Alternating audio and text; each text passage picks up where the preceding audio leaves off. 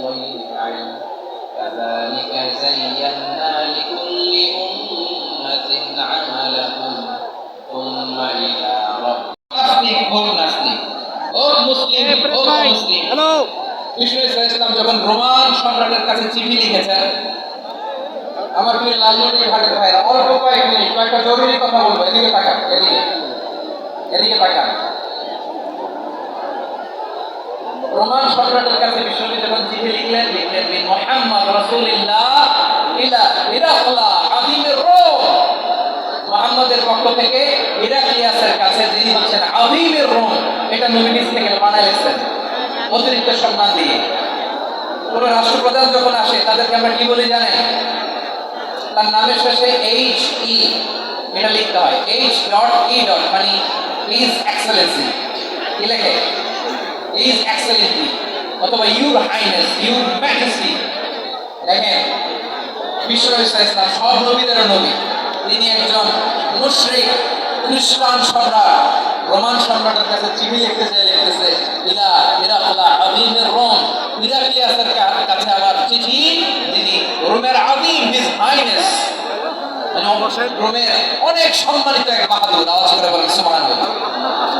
তার মানে যাকে যে সম্মান দেয় এটা বিশ্বনবী দিতেন। এমনকি যে ইহুদিরা ভালো ছিল, এই ইহুদিদেরও প্রশংসা করেছেন বিশ্বনবী মুহাম্মদ রাসূলুল্লাহ সাল্লাল্লাহু আলাইহি ওয়াসাল্লাম। এক ইহুদির প্রশংসা করেছেন বিশ্বনবী।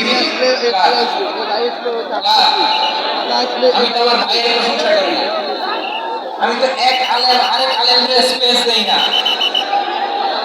আমি তো এক দায়ী আরেক দায়ীর সাথে বসতে চাই না।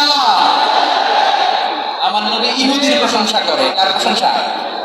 ওই ইহুদির নাম ছিল মুখাইরিক, সিরাত গ্রন্থ ঘাটলে পাবেন। তিনি বলেছেন মুখাইরিক খাইরুল ইয়াহুদ, Mukhayriq is the best of the Jews, জিউসদের মধ্যে সে সবচেয়ে ভালো। কেন প্রশংসা করলেন তার? এর কারণ মদিনা চার্টারে কথা ছিল সব ধর্মের মুসলিম মুশরিক ইহুদিরা মিলে মদিনাকে রক্ষা করবে। কিন্তু তৃতীয় হিজরিতে যখন উহুদের যুদ্ধ শুরু হলো, সবার কথা ছিল যেই আক্রমণ করে আমরা মদিনাকে বাঁচাবো। কোন শহরকে বাঁচাবো? মদিনাকে। কিন্তু কুরাইশরা যখন অ্যাটাক করলো, ইহুদিরা আর আসে না, ইহুদিরা আর বেরোয় না। মিশনে বলেন, ওহে ইহুদিরা, তোমরা না চুক্তি করলে আমার সাথে মদিনা বাঁচাতে সবাই ঝাঁপিয়ে পড়বো, আসো। একটা ইহুদিও বেরোয় না, কেউ আসে না। এসে একজন ছাড়া, তার নাম মুখাইরিক। তার নাম কি?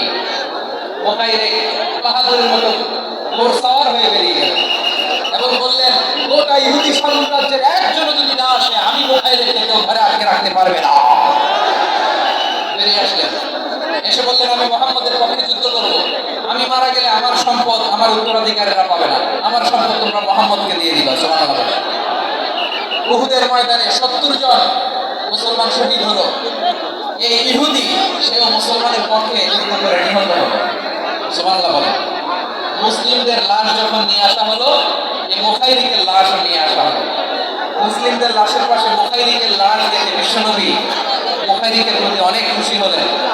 আর বিশ্বনবী খুশি হয়ে বললেন, মুখাইরিক খায়রুল ইয়াহুদ, মুখাইরিক যদিও তুমি ইহুদি, তারপরে তুমি সব ইহুদিদের মধ্যে সেরা ইহুদি পড়েন। সুবহানাল্লাহ। আমার নবী ইহুদিকেও সম্মান দিতে কার্পণ্য করে নাই। আওয়াজ করে বলেন আল্লাহু আকবার। প্রিয় ভাইরা, এবার সর্বশেষ আওয়াজ করে বলেন, ইসলাম কি ন্যারো মাইন্ডেড নাকি ব্রড মাইন্ডেড? সবাই বলেন, ন্যারো মাইন্ডেড না ব্রড মাইন্ডেড? এজন্য অমুসলিম হইলে তারা আমাদের শত্রু নয়। শত্রু কারা? এই লালমনির হাটের ভাইরা শোনেন, শত্রু কারা? যে সমস্ত অমুসলিম আমাদেরকে নিশ্চিহ্ন করে দিতে চায়,